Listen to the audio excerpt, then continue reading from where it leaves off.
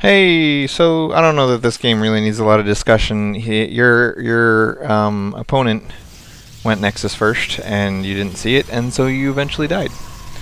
So this is just another, you should have scouted. You don't even know where he is. So, what I do against Protoss is this first Marine that pops out, instead of rallying it into your base, rally it out there, and just walk around from base to base and find out where he is and what he's doing. So your Marine would eventually have walked up here, seen, oh, there's a cannon and no gateway at all. Neat. And then you would have known he had a really quick expansion. So if you scout a ridiculously early Nexus first expansion-y thing like that, you can have one of two reactions. You can either try to make a big army and go kill him, which would have worked great in this game. If you look at army size at 6 minutes, you have an army, and he has not an army, so you could have easily killed him by attacking.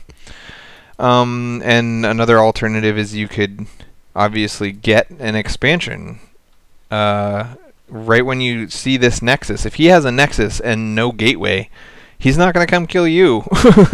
So completely cut production out of both of your racks, and don't make any more buildings. Don't build this engineering bay. Don't make the second gas. Pull guys off gas, put them on minerals. Keep making SCVs. And wait until you have 400 bucks, and then throw it on your expansion as soon as physically possible. Then throw guys back on gas and go back to producing units and whatever. Or you can even take a double expansion, but I don't know if I'd recommend that until you have an engineering bay and enough gas to make it into a planetary, because having bases really far away from each other is very stressful in the early game when you don't have enough army to deal with that.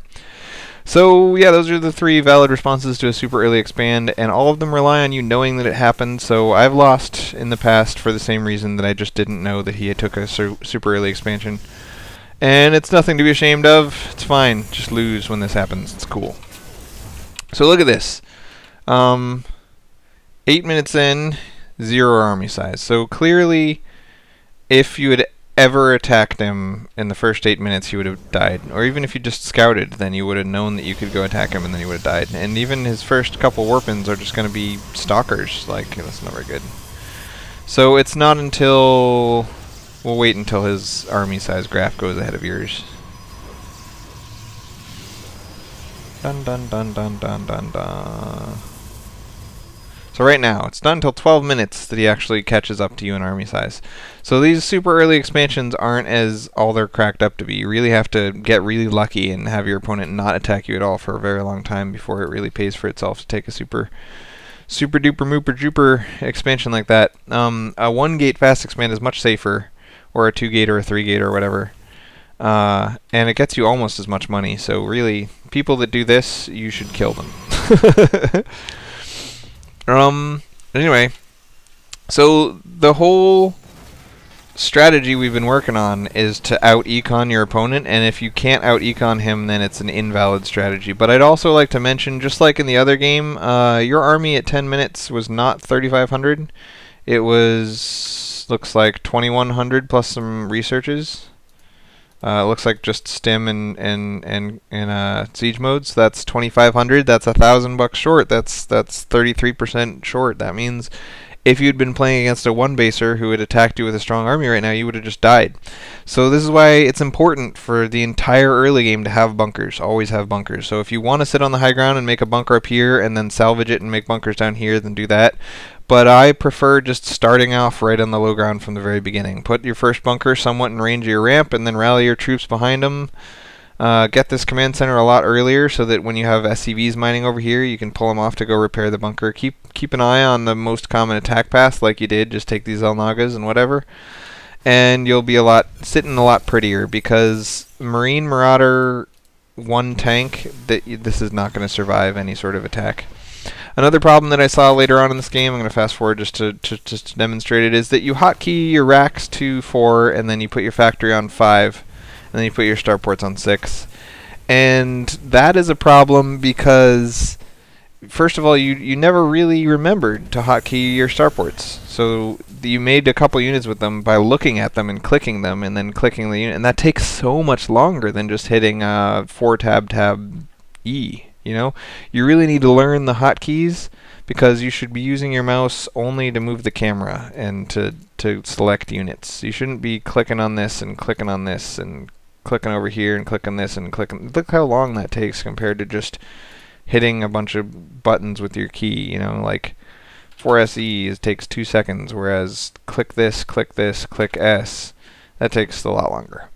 So hotkey your buildings, and I do recommend putting them all on the same hotkey, like this, and then tabbing through them so that every time you hit that hotkey you can look, and if there's anything without white dots, get white dots in it. D, S, E, V, V kind of thing, you know?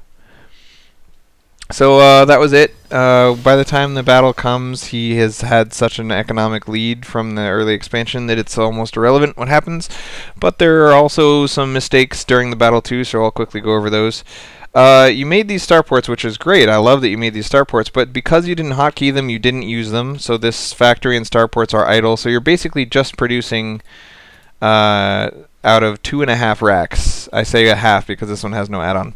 So that's terrible, obviously, and your money climbs pretty high because you're only producing out of 2.5 racks and not the higher tech buildings.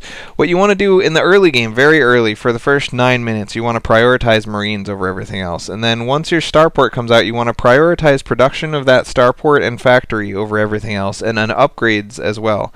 And you really want to reduce your infantry production as low as possible. So in the beginning, it's SCVs, supply depots. It's always going to be SCVs and supply depots, but it's Marines and then Marauders and then maybe tanks and then, you know, maybe upgrades.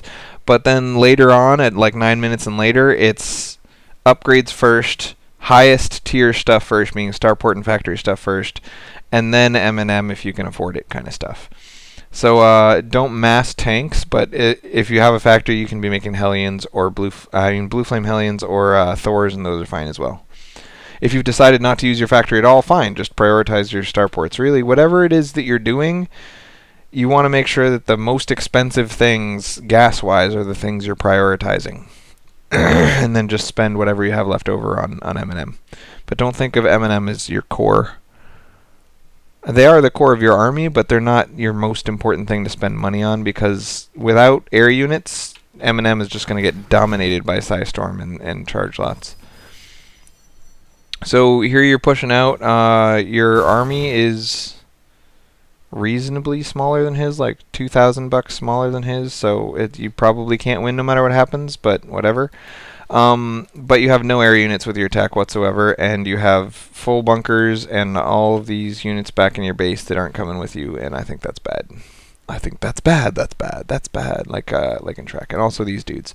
So it looks like about maybe, I don't know, is that like a third of your army? I mean, Ravens and Banshees are 300 bucks each, so that's pretty expensive. Whole bunch of money left back home.